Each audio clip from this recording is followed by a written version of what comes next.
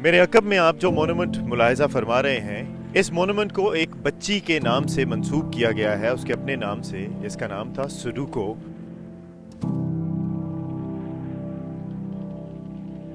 अगर आप देख पाएं तो ये होप यानी उम्मीद का सिंबल कैरी किए हुए है।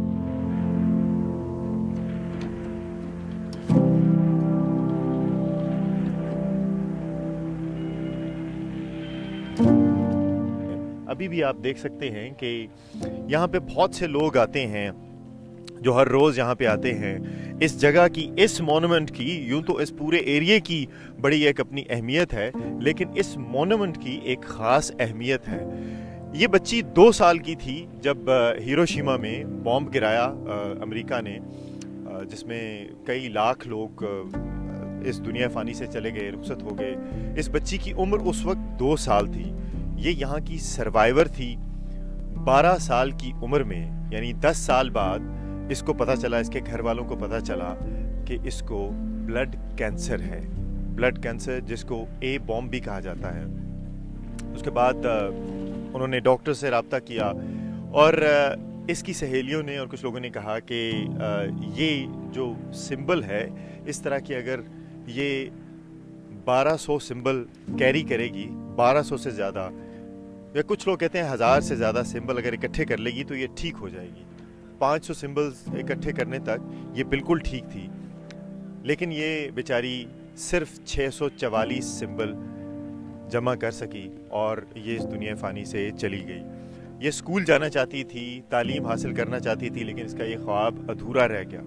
लेकिन इस मॉन्यूमेंट को बनाने में 9 से ज़्यादा ममालिक की कंट्रीब्यूशन है और ये फिर उनके बूथ भी लगे हुए हैं जिसके अंदर बहुत से लोग आते हैं और वो आके धागा या कुछ इस तरह की चीज़ जो है वो रख के जाते हैं।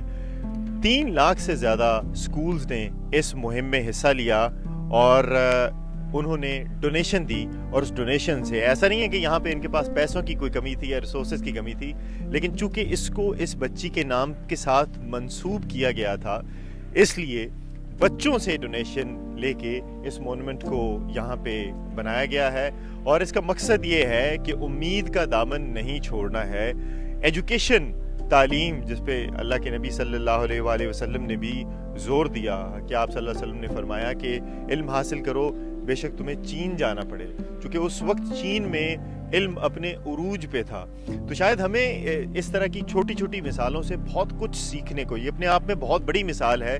कहने को शायद ये बहुत छोटी सी बात है कि एक बच्ची का ये मॉन्यूमेंट बना दिया गया, लेकिन अजीम कौमें अपने अजीम कारनामे इसी तरह दुनिया तक पहुंचाते हैं और उनकी ये कोशिश और काविश होती है कि उनसे लोग सबक सीखें। न सिर्फ लोग सबक सीखें बल्कि आने वाली नस्लें उस चीज़ को अडॉप्ट करें और उस चीज़ को अपने अंदर लें, ताकि उनकी तरक्की का रास्ता कोई भी रोक ना पाए।